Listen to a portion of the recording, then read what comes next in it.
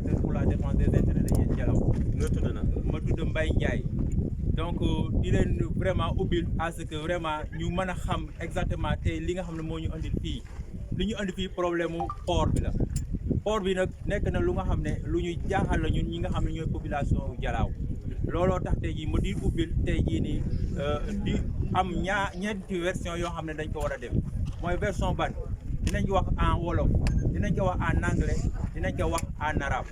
arabe bi imam Alioune Dione moo koy def wolof bi imam Alioune Dione moo koy def français bi madame Bari Zeynabou Ngom moo koy def wolof bi anglais bi Mohamed Niang moom moo koy def maa ngi leen di gërëm di leen sant di leen baal ma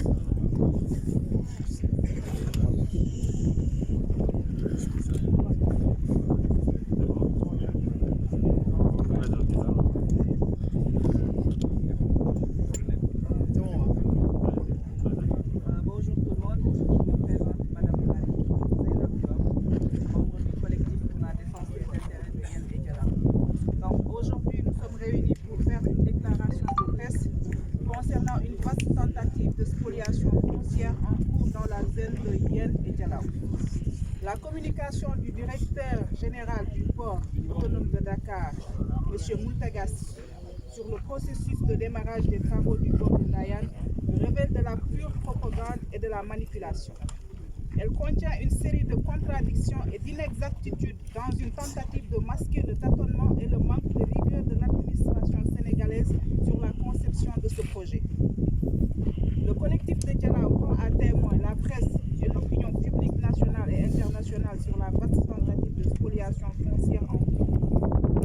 Nous dénonçons un détournement d'objectifs du projet, dont les besoins en terre sont successivement passés de 300 à 600, puis 1200 hectares, sans compter 600 hectares additionnels alloués à Dubai Port World, DP World. L'État, à travers ses divers démembrements impliqués, n'a pas respecté les procédures telles que prévues par la loi, comme le montrent les éléments ci-après. Il n'y a pas de dialogue exhaustif avec tous les groupes de potentiels impactés. Le DG du port autonome de Dakar s'est choisi un collectif de paille composé d'une dizaine de personnes dont les propriétés pourraient être extraites du périmètre du port de Ndayane.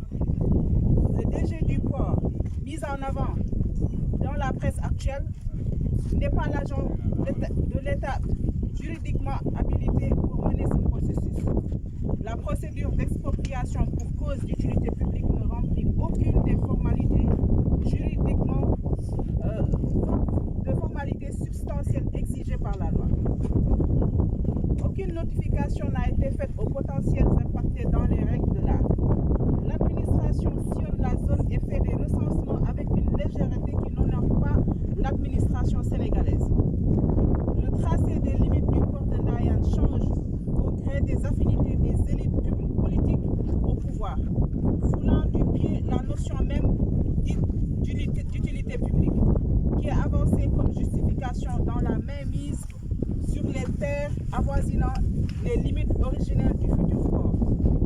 Le DG du port autonome de Dakar ainsi que les préfets mobilisés pour l'aider à exécuter cette forfaiture constatent eux-mêmes que l'écrasante majorité des impactés rejettent des montants des impasses proposées, faites dans le cadre du pseudo-commission de conciliation.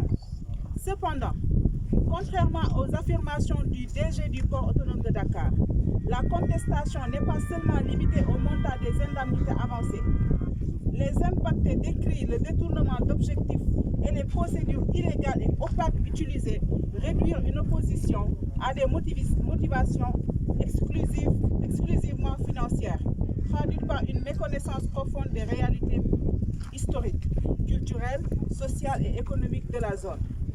En outre, les populations réfutent son assertion selon laquelle 95% des impactés sont du département de Mbour et 5% du département de Rufisque, c'est-à-dire 280 sur plus de 5460 personnes.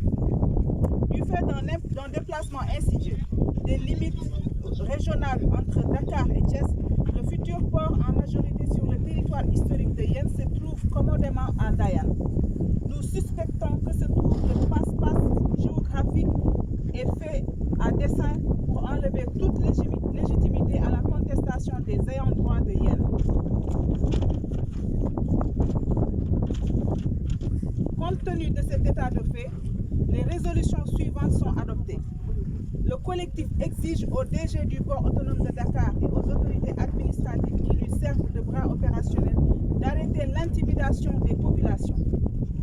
Le collectif de Dialaw informe le président de la République, son Excellence M. Macky Sall, que les autorités administratives qui sont sous ses ordres sont à la manœuvre d'opérations illégales, injustes, improvisées et attentatoires aux droits et à la dignité des populations. Le collectif de Dialaw dénonce ces déclarations irresponsables de M. Mountaga Rassinsi sur l'imminent démarrage des travaux alors qu'aucun préalable n'est rempli. Le collectif de Dialaw appelle les responsables de Dubai Port World à faire preuve de lucidité face à cette situation injuste envers les populations impactées par le port du projet de Ndayane. Nous nous réservons le droit de poursuivre cette procédure auprès de toutes les instances internationales habilitées, judiciaires comme arbitrales.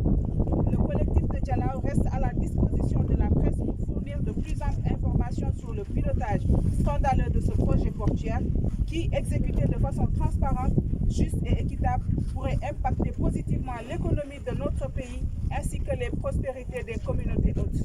Je vous remercie.